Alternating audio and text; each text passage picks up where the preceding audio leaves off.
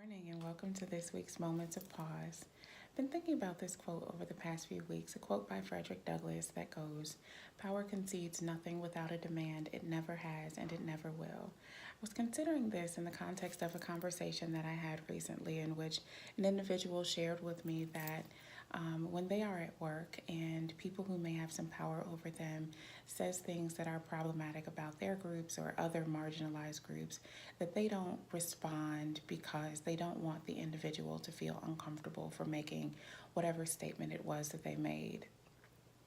I was initially feeling as though I understood their feelings, and I do. I completely understand that, right? We make people who have some power over us uncomfortable, and that might have some implications for us and our working relationships. And so rather than do that, rather than rock the boat, we just let the statement pass and hope that the person gains knowledge later on. I understand the concern.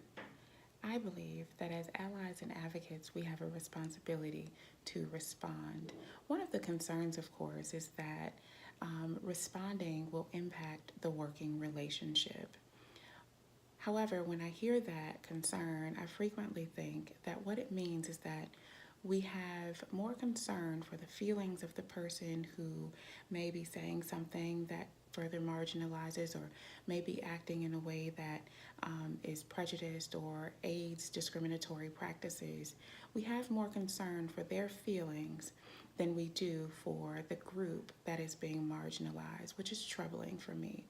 Now, the reality is, of course, again, as Frederick Douglass stated, that power concedes nothing without a demand. It never has and it never will. And to be perfectly honest, sometimes what needs to happen is that the issue be brought to the individual's attention so that they know that the way in which they are behaving or speaking is actually a way that continues to marginalize already marginalized groups. It may not be in their conscious awareness. However, again, it is important for us to keep in mind that as allies and advocates, we have a responsibility toward advocacy.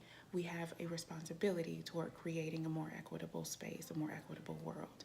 And so it is my challenge to you to, in those spaces where we see power working against those folks who may already experience marginalization, it is my challenge to you to go out and challenge and respond in ways that ensure equity. Thanks, and see you next time.